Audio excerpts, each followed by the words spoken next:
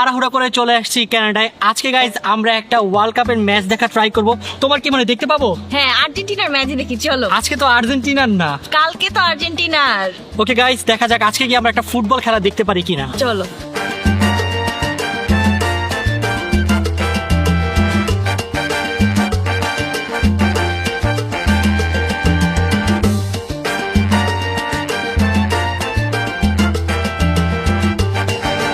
Finally guys, পুরো 24 ঘন্টার journey করে আমরা চলে আসলাম কানাডা টরন্টোতে।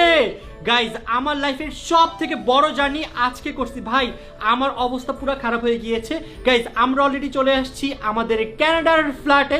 দেখেন গাইজ, আমাদের এই ফ্ল্যাটটা কত বেশি সুন্দর।